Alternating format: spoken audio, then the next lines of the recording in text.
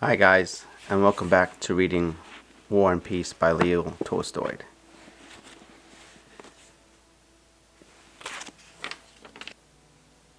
Chapter 12. When they all set out for home from Pelagia, Dalmanos, Natasha, who also saw and noticed everything, arranged it so that she and Louisa Ivanova got into the sleigh with Dimmler, and Sonia got in with Nikolai and the maids. Nikolai, no longer racing, drove smoothly on the way back, and, in that strange moonlight, kept peering at Sonia, seeking in that ever-changing light behind the eyebrows and mustache, the former and the present Sonia, from whom he had now resolved never to be parted. He peered, and when he recognized the same one in the other, and remembered the smell of cork mixed with the feelings of the kiss, he drew in the frosty air, and, gazing at the earth speeding past and the brilliant sky, he again felt himself in a magical kingdom. "Do you feel good, Sonia?" he asked now and then. "Yes," replied Sonia. "And you?"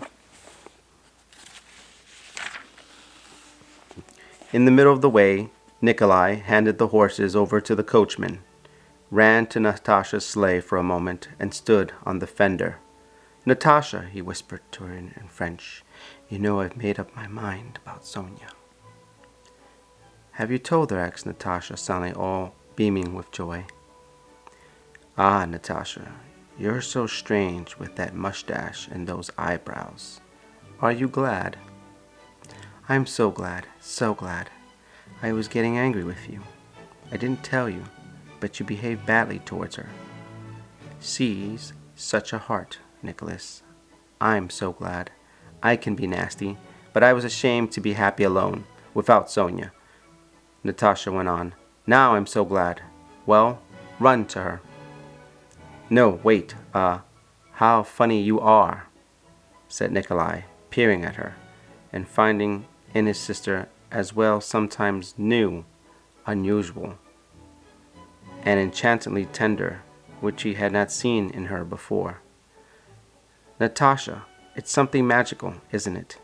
"Yes," she said, "you've done a wonderful thing." "If I'd seen her before as she is now," thought Nikolai, "I have asked her long ago what I should do, and I'd have done whatever she told me, and everything would be right. So glad, and I've done right? Oh, so right. I recently quarreled with Mama about it. Mama said she was trying to snare you. How could she say that? I nearly had a fight with Mama, and I'll never let anybody say or think anything bad about her, because there's nothing but good in her." "So it's right?" said Nikolai, once more searching into the expression of his sister's face to find out if it was true, and his boots creaking, he jumped off the fender and ran to his sleigh. The same happy, smiling Circassian, with a little mustache and shiny eyes, looking from under a sable hood, sat there, and this Circassian was Sonia. And this Sonia was certainly his future, happy and loving wife. Having come home and told their mother how they spent the time at the Melyakovs', the girls went to their room. They undressed, but without wiping off their cork mustaches, and sat for a long time talking about their happiness. They talked about how they would live where they were married, how their husbands would be friends, and how they would be happy. Mirrors prepared by Dunyasha, since evening stood on Natasha's table. "Only when will it all be?" "Never, I'm afraid. It would be too good," said Natasha, getting up and going over to the mirrors. "Sit down, Natasha. Maybe you'll see him," said Sonia. Natasha lit the candles and sat down. "I see someone with a mustache," said Natasha, seeing her own face. "Don't laugh, miss," said Dunyasha.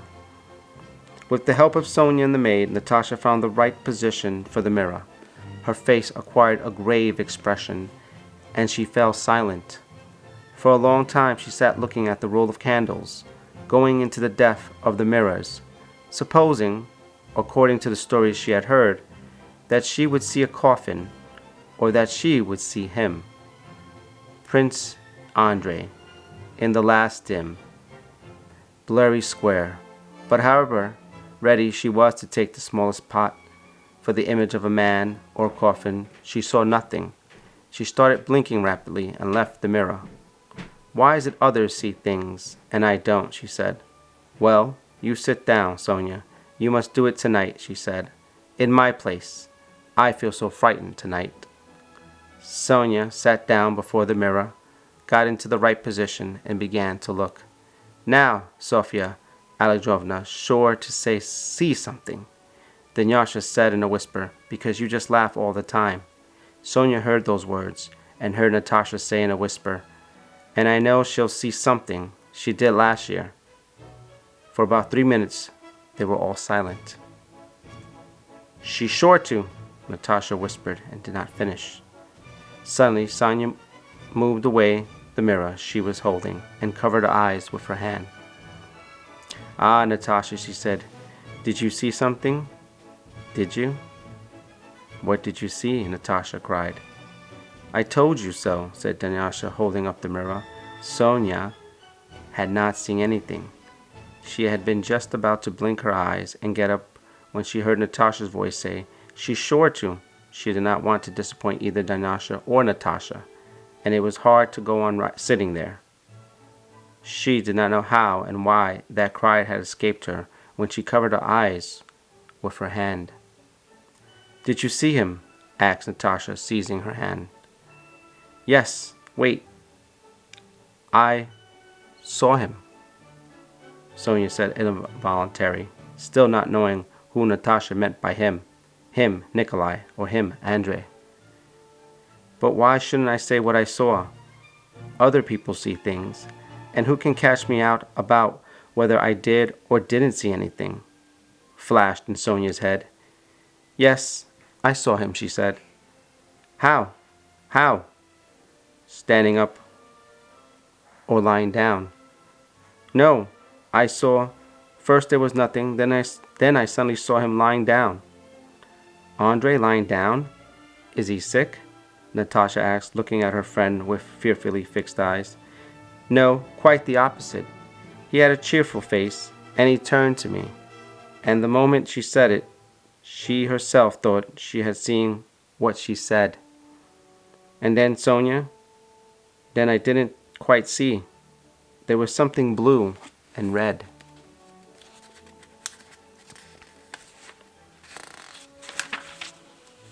"Sonia, when will he come back? When will I see him?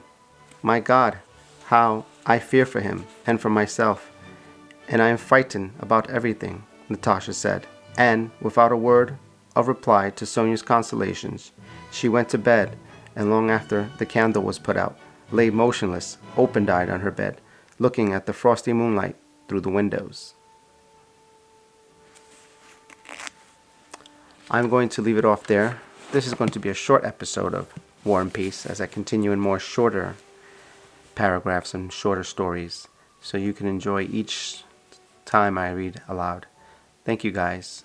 If you like this video, please like, comment, and I'll see you in the next one. Bye.